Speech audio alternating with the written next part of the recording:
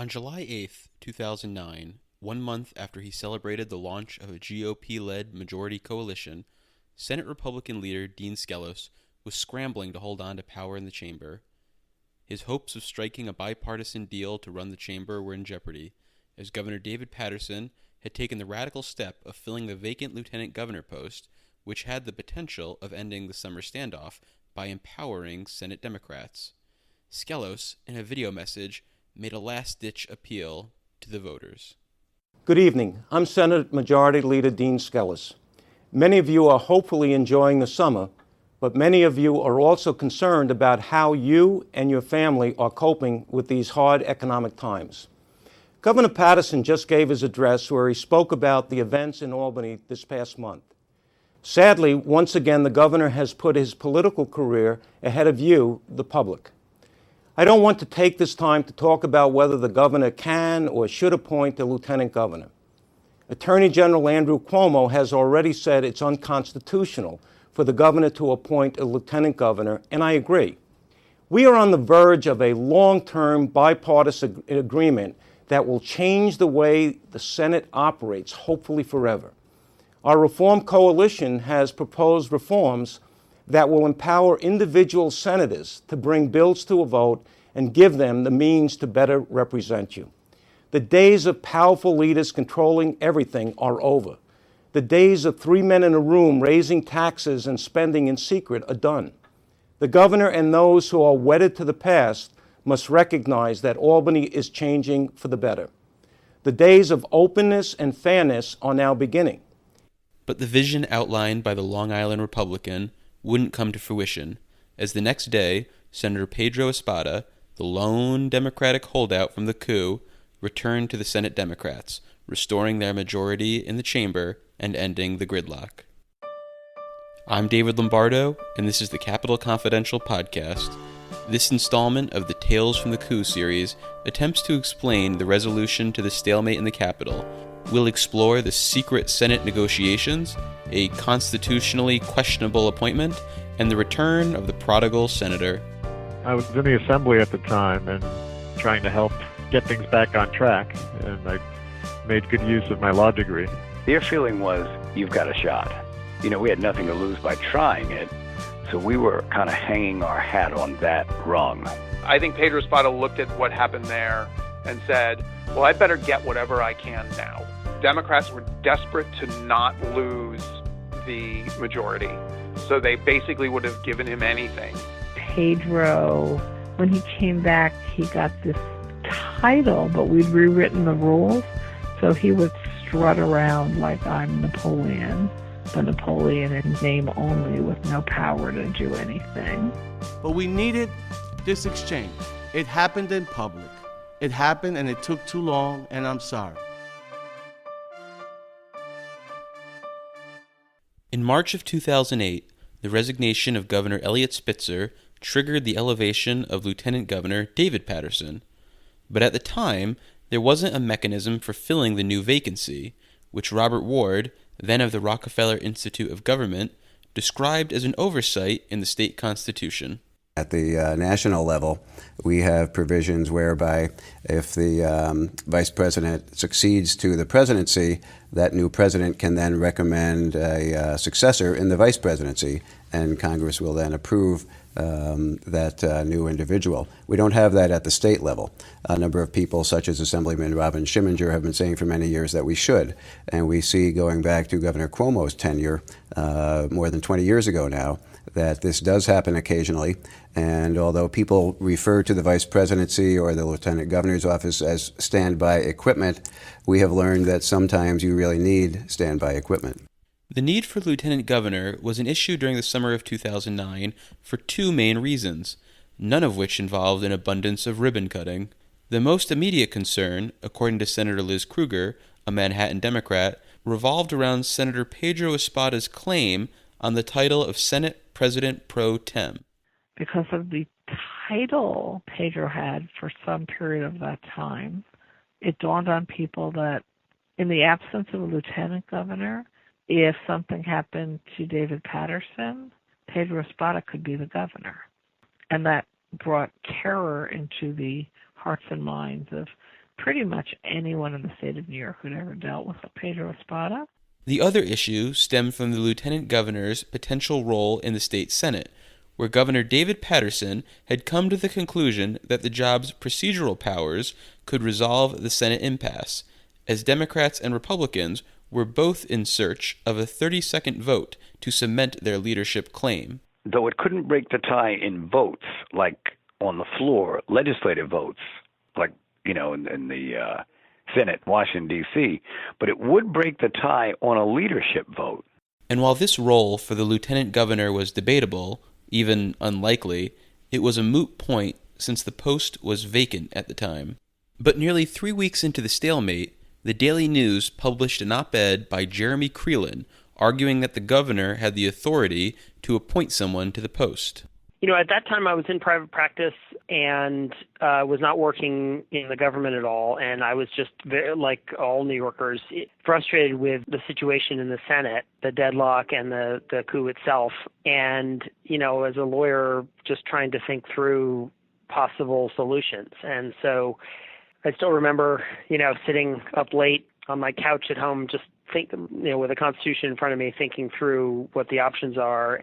And, no one had really been talking about, I think it's the Public Officers Law, Section 43 was the one I was most focused on. And, I had been at the Brennan Center before and published op-eds in the Daily News and elsewhere on different issues. And so I just reached out to them with a draft to see if they'd be interested, and they were, and it was published.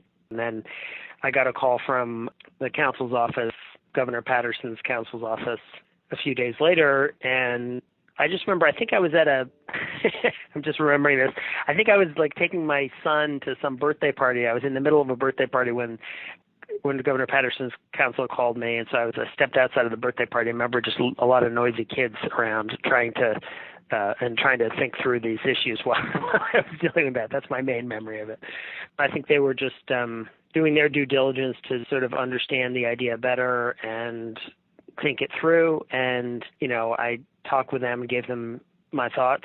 The same case was made a week later when Democrat Mike Gianaris, then a Queens assemblyman, joined good government advocates in the Capitol to make the case for Governor David Paterson to act. I was in the assembly at the time, and the entire state was watching what was going on in the Senate and trying to help get things back on track. And I made good use of my law degree and just started poking around the process for this. And it seemed clear to me, although it was less clear to others, I suppose, that the vacancy in the lieutenant governor's office, which could help break a tie, which obviously was part of the problem in the Senate, could be filled by appointment, according to the Public Officers Law. Section 43 of the Public Officers Law stated that in the event of a vacancy and no provision of law to fill the post, the governor, quote, shall appoint a person to execute the duties thereof until the vacancy shall be filled by an election, end quote. Gianaris argued at the time that nothing precluded this section from applying to the job of lieutenant governor. This was hardly the consensus opinion at the time. There was a pretty immediate and significant backlash. I think there was some radio program that no longer exists where there was a daily barrage attacking me for the idea from some law professors and other folks. Assemblyman Robin Schiminger, a Buffalo area Democrat, who sponsored a constitutional amendment to give the governor this power, told the Times-Union at the time that Paterson didn't have the legal authority to pick his number two. Quote, using it in this way would be on a wing and a prayer, but these are unusual times. Governor David Paterson said his office began considering this option as the impasse dragged on. My counsel, Peter Kiernan, had been given some information, and he called up Bob Douglas, who'd been the counsel to Governor Rockefeller. He spoke to Judah Grivitz, who was the counsel for Hugh Carey, and he talked to a couple of people who were with Pataki and similarly with Mario Cuomo, and we decided to go for it. And while Senate Democrats embraced the idea, and Senate Republicans called it preposterous, the state's lawyer, then Attorney General Andrew Cuomo, described the proposal as unconstitutional and born out of, quote, political convenience. The opposition from Cuomo wasn't a surprise to Gianaris. I was possibly surprised by how certain he was, or how firm he was in his position, because it was, to me, pretty clear that it was allowed. And so for someone to have a different viewpoint is obviously something I respect. But as the governor typically does, he's very firm in his positions and opinions. Cuomo's response was significant, in part because it would ordinarily be his job to defend the appointment, but also, as New York Times reporter Nick Confessore pointed out, it put him at odds with Governor David Paterson, his potential primary opponent for the Democratic gubernatorial nomination in 2010. He had a really strong interest in undermining David Paterson. And the chaos of Albany and the inability to get things done seriously impacted David Paterson's governorship and really undermined him. And that was to Andrew Cuomo's benefit. I'm sure Andrew Cuomo would say that there was a strong legal argument for why the decision to appoint Ravitch was unlawful. There wasn't a basis for it. But I think it's also true that he didn't want there to be a successor to Paterson lined up. I think he was legitimately afraid, in the way he strategizes about everything, that Ravitch might run for governor. And that was what Andrew Cuomo wanted to do. Despite these concerns, 2 days after Gianaris hosted his press conference, Governor Paterson would announce 76-year-old Richard Ravitch as his choice to fill the lieutenant governor post.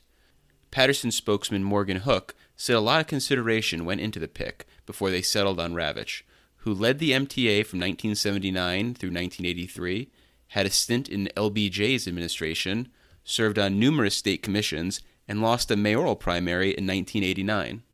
So what it was, I think, was we need to find someone who has respect of both parties, is someone who has clearly demonstrated themselves to be above politics and about public service. Now, Nick Ravitch is not, apolitical. He is a political figure.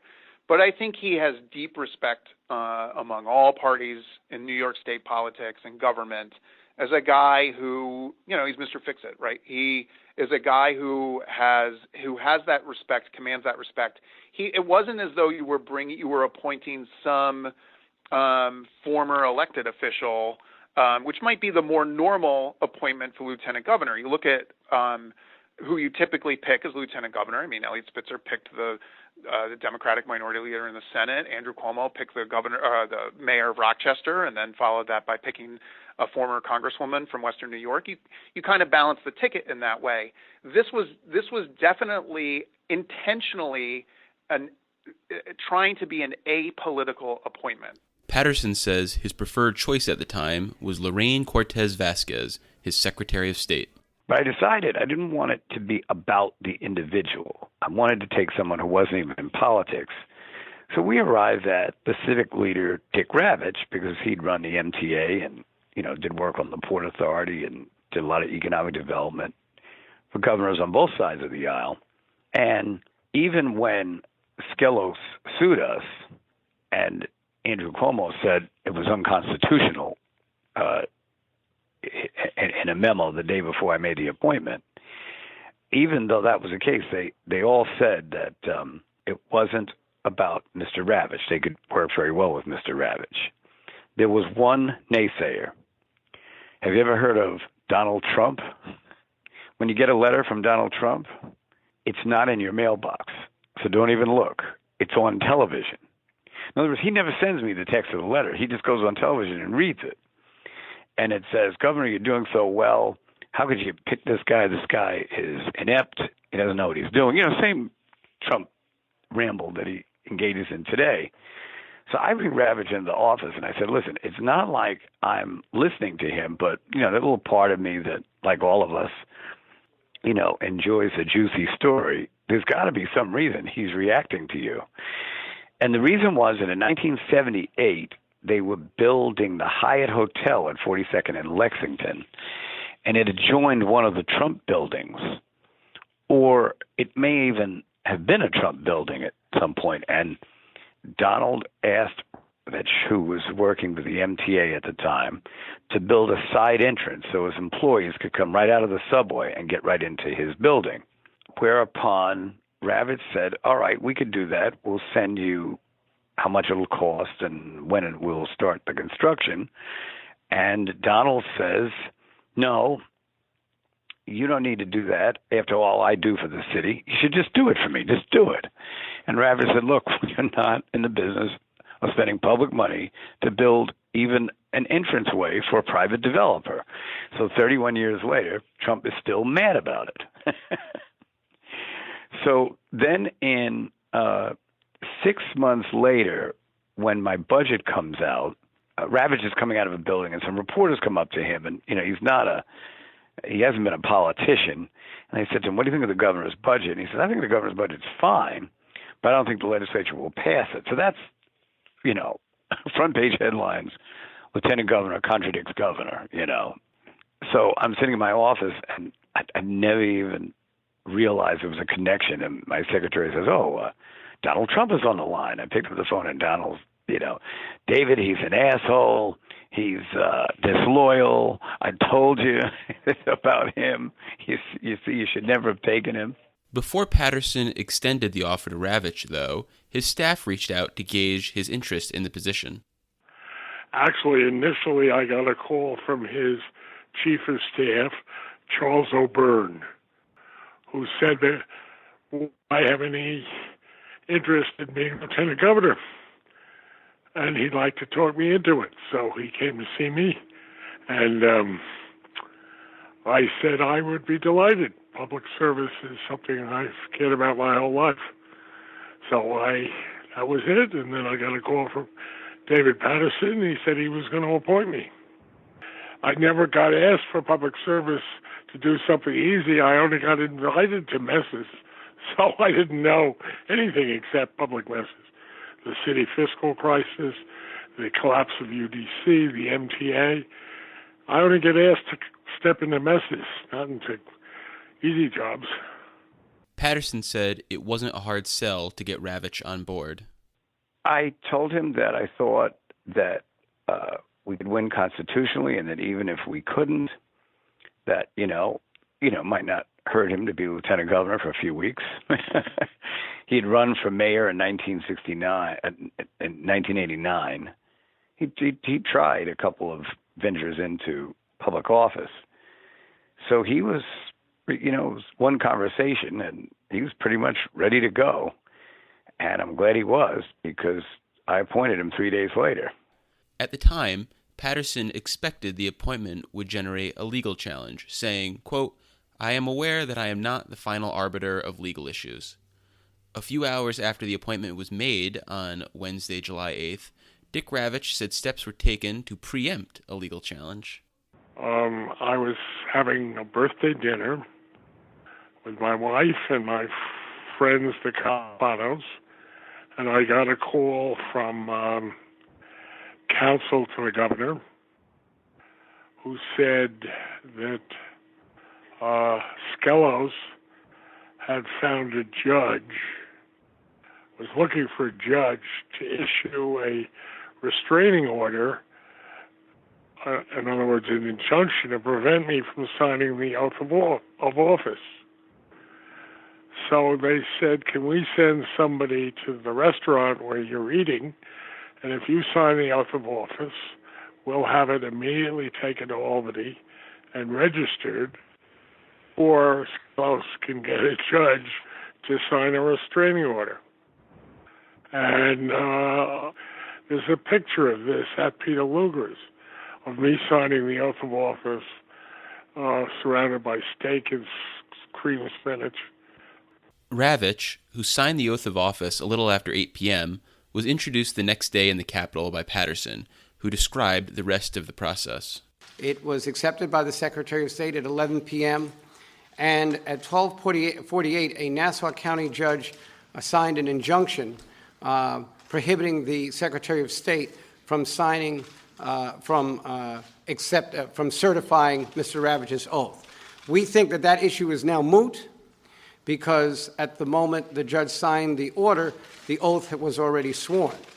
Also, the judge is a Nassau County judge, and the correct jurisdiction, if you're going to sue any state officials, is Albany, and we're in the appellate division litigating that now. But because there is litigation, we will not in any way bemoan the courts their right to make a determination. The legal journey began, Ravitch noted, without then Attorney General Andrew Cuomo defending the governor's actions.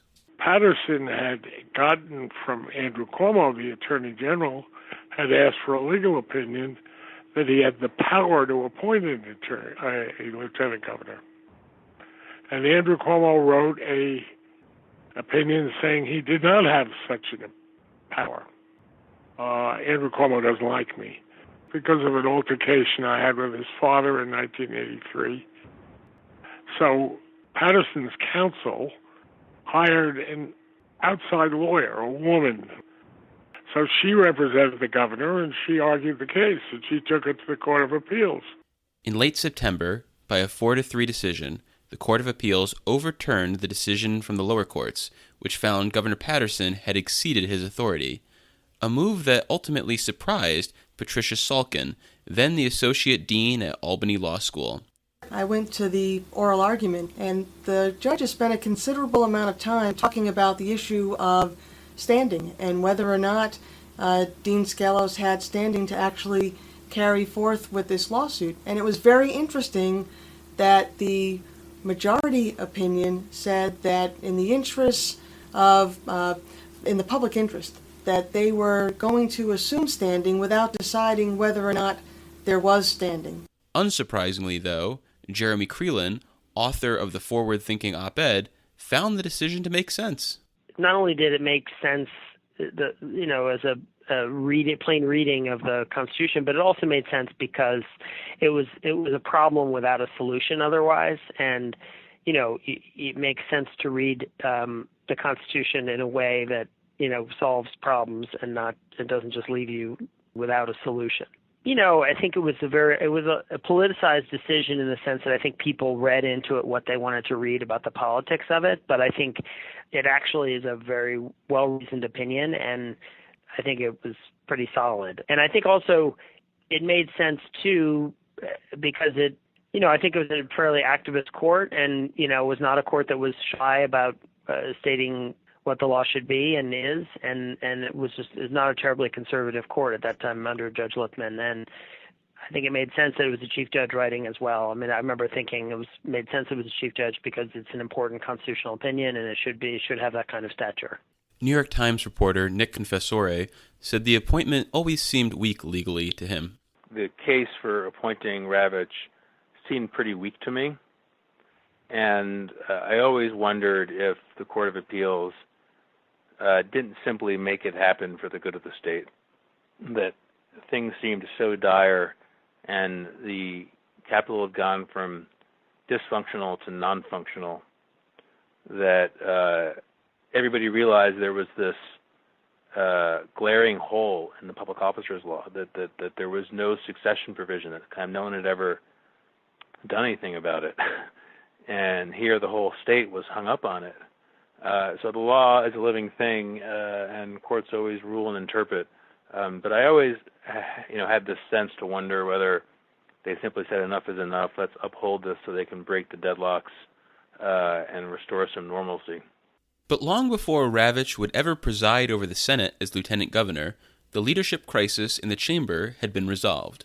Evan Stavisky, a political operative with ties to the Senate Democrats, argues that the mere appointment of Dick Ravitch prompted Senator Pedro Espada, the lone Democratic holdout, to break ranks with the Republicans the next day, even though the legal challenge was just beginning. That it was the threat that the tie could be broken that eventually forced Espada's hand. Because remember, it was deadlocked 31-31, and it was always, everything's a procedural vote except for the passage of legislation. And the control issues are always procedural votes. So if there's a presiding officer who's there to preside and 31 votes uphold the ruling of the chair, there's going to be organization and an end of the coup. Then you still have questions of how you're going to pass bills and where you're going to get your 32nd vote and a lot of other stuff. But ultimately, I remember the Ravitch appointment as being a defining point in ending the coup. This sentiment was echoed by Morgan Hook, then a spokesman for Governor David Paterson. I don't think it can really be questioned. Even though the legality of that appointment wasn't settled for a few months, the act of publicly saying we have appointed a lieutenant governor absolutely broke that deadlock and forced the Democrats to get their act together and come back into the fold, and Pedro Espada came back into the fold. And I think what happened was most of the senators wanted it to be over. Paterson says, in retrospect, that he believed the appointment could serve, at the very least, as a temporary answer to the Senate's leadership issues. When I appoint Ravitch on the same day, almost like he didn't want to get left hanging out there, Espada, who was the remaining holdout because Montserrat had already rejoined the Democrats, he went back. So even though Ravitch was appointed and signed his oath, either on the 8th or the 9th, I can't remember. But when that happened, the problem had sort of resolved itself.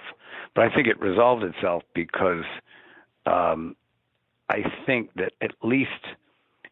that what we all knew is that I would solve the problem temporarily.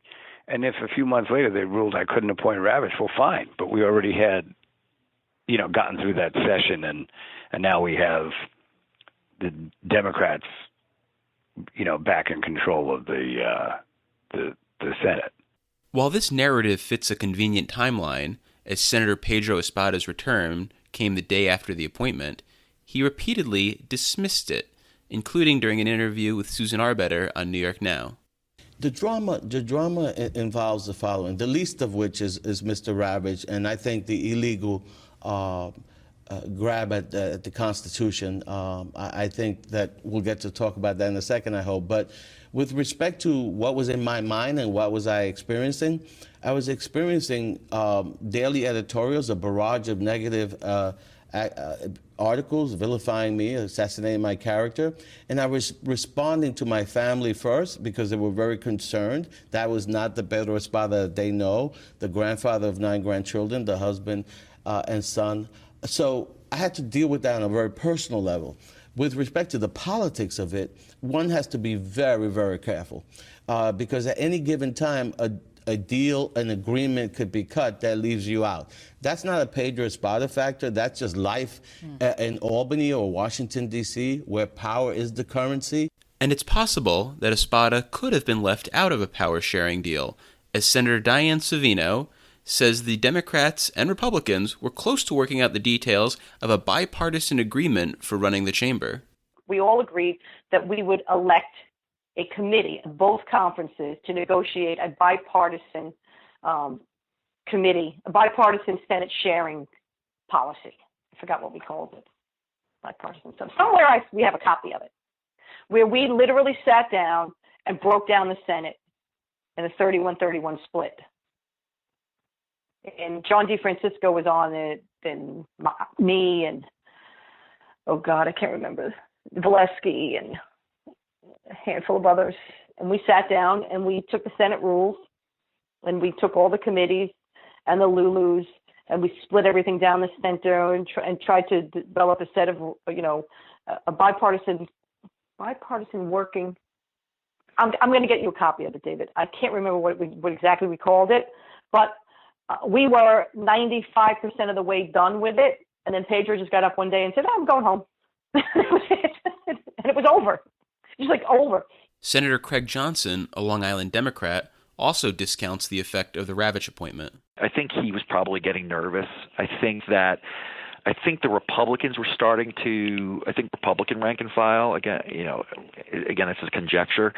I think Republican rank and file were probably getting pretty frustrated too, and were looking to their leadership to say, hey, if there can be conversations, we got to figure something out. Why are you doing this? Why are we still tied to this guy? And I think probably Pedro worried that if if leadership over there, threw him under the bus and, started having real, productive conversations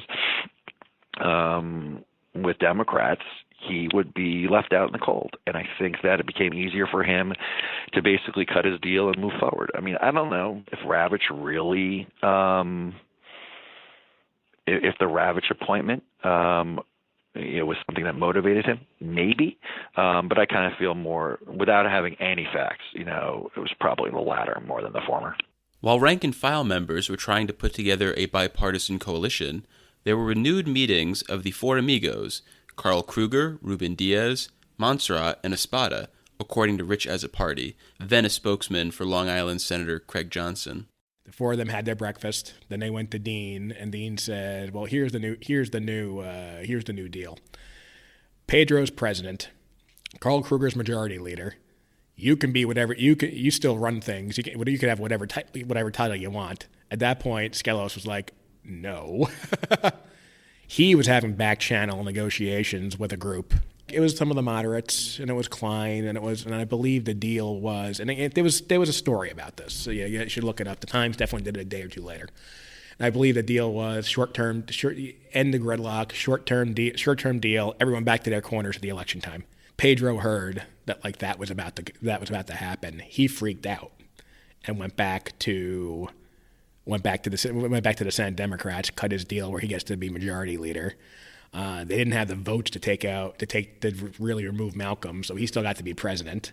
Klein was still the SEC chair, and he was the one that kind of made things run anyway. And Sampson was now Democratic conference leader, which meant nothing. But he's the one that had the power. They cut this deal. The WFP put members in the room and said, "You have to take this. This is the only way out of here." There were members who didn't want to do it. Moderates, progressives, along the day. And I understand they're the ones that said, "No, you have to do this." Michael Nieves, a close ally of Pedro Espada, who was brought in by the Senate Democrats, acknowledged that Espada's return was partially motivated by the promise of the Senate Majority Leader title. More than anything else was the fact that he would be the last man standing. He'd be the only guy there, right? And so, he came to the conclusion that if he didn't have his partner in the coup standing next to him, that it would be hard for him to continue, sitting with the Republicans. So he decided that he would come over, providing that they would give him the title they eventually gave him. On Thursday, July 9th, Senate GOP leader Dean Skelos had the look of a man who had been bamboozled as he spoke to reporters about the death of his bipartisan coalition with Espada's departure. I think he just felt that it was time to go home. I guess that's about it. What did he say to you in explaining to you his decision? Well, basically, he felt that we were at an impasse and that he had to just go home. And I said to him we were on the verge of really accomplishing many things. I guess he felt that they offered him the majority leadership and that was in his best interest. So I guess he did what's in his best interest. He decided to do this to end the gridlock? No, I think he felt, as I said, he always indicated to me that he was a Democrat, that eventually, and he said this to me, that he would, and when we had meetings with Senator Sampson, that he eventually would like to go back into that conference, and that was his decision. But certainly, this is something that was his right to do, and I guess my challenge to him is that he's given a commitment to the people of the state, and certainly he gave a commitment to me earlier in the day when he informed me, and he was a gentleman about coming by and just letting me know directly that he will insist that the reforms and the operation agreements that we had will be enacted. So I take him at his word at that, and certainly I hope he maintains his commitment to the Senate at large, and certainly to myself and to the members of the conference, but even more important to the people of the state. Looking to the future, Skelos anticipated the Senate Democrats would bring more chaos to the chamber. We have a conference of 30 strong, and I'm very proud that this conference has stood firm the way they have. And I think one of the things you're going to see, and again, this is my prediction, that within a few months, maybe 6 months, there is going to be so much discord within that conference that we're going to be running the Senate. All right? They're going to need us. And that's my prediction. My prediction in January was that something dramatic would happen in May or June. I was right. I was right. So there are so many warring factions within that conference. You know, we have regional differences, but somehow we always manage to bring it together. They have factions there that hate each other. That's unfortunate because they are the progressive, liberal, Democrat conference that's supposed to be tolerant to diversity. They're supposed to be tolerant to each other's opinions. And there are so many factions there that would like to, quite honestly, slit the other faction's throat that I think it's going to be very, very difficult for them to lead and govern while we have 30 strong right here in this room. In a victory press conference on the same day, Senator Malcolm Smith said they had come together despite their differences. Now, has the road been a little bumpy with some twists and turns? No question about it.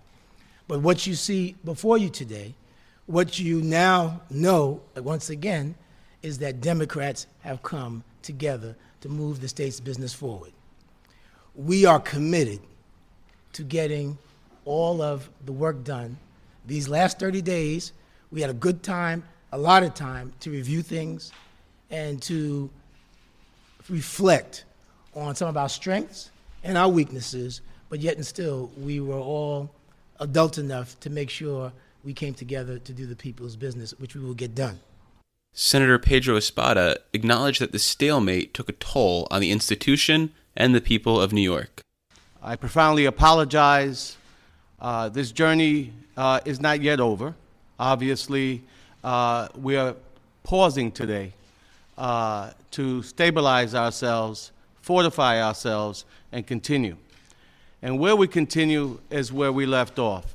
On June 8th, my colleague, Hiram Montserrat, and I took actions that we believed could make the institution of the state Senate more functional and more productive.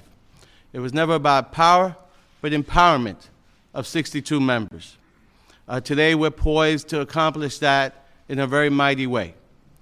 We are in talks with the Republican leadership, President Pro Tem Malcolm Smith, Senator Sampson Klein, all of us are committed to making it happen, to making the empowerment of 62 senators, and through them, all of the people of the state of New York know that their voices count. During the press conference, Senator Ruben Diaz, a Bronx Democrat and one of the Four Amigos, stressed the importance of Espada's new role to the Latino and Hispanic communities. Today I have to congratulate one of the Four Amigos, Pedro Espada, for becoming the first Hispanic, Puerto Rican, Hispanic majority leader of the state Senate. This is a great achievement for our community. The biggest achievement that our community have ever gotten. And even though he was celebrating, Diaz couldn't help but note that the Four Amigos had almost sided with the Senate Republicans that week. We had two options. There was two options that the Four Amigos had. I want to make that clear. There was two options that the Four Amigos had. Don't ask me after this what was the second one, because I will not tell you, but there was two options. And I'm proud to say that we, for the Democratic Party, is united. We did it. It's done. It's finished. I pray my God and Savior Jesus Christ that I don't have to go through this again. Senate Democrats were also asked to justify bringing Pedro Espada back into the fold, despite the allegations of corruptions they had raised while he was allied with the GOP. The question prompted a quintessential Pedro Espada nonsense answer, as none of his other colleagues would step up to the mic. I would like to take that because we talked about that. We obviously talked to you about it. I talked to my granddaughter about it. I talked to my family about it. And I'm here. I'm here today.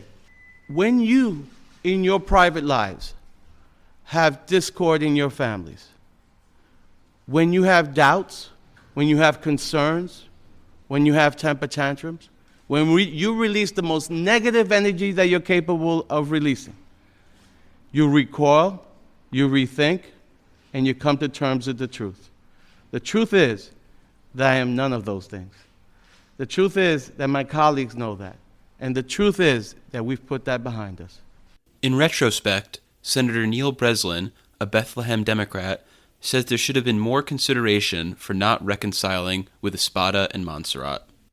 Ultimately, it was it gave pause to some of the philosophy classes I had at a Jesuit college, where it talked about the end justifies the means, and I would, in hindsight, suggest that the end did not justify the means, and that we made a mistake by bringing them back.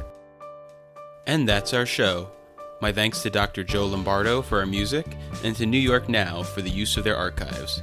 And props to the State Senate for leaving up so many YouTube videos from the summer of 2009. I'll be back in your ears next week to wrap up the Tales from the Coup series. And we were just like, you know what? We're done. We're just done. I don't have it in me anymore. It was always, well, where do you go? You can't join the Republicans because you're not a Republican. You can't sit with these people. But what do? And so sitting there, we just looked at each other and said, well, what if we try this?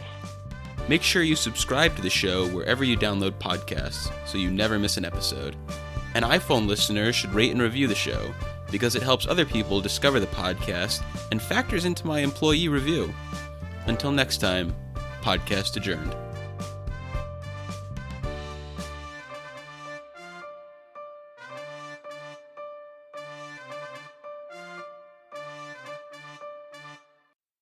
And Reverend, I'm going to take the liberty today, even though I'm not a bishop, to ordain you as the prophet, Prophet Diaz, because a few days ago, though some folks were laughing about, he was very clear. He goes, this ends Thursday.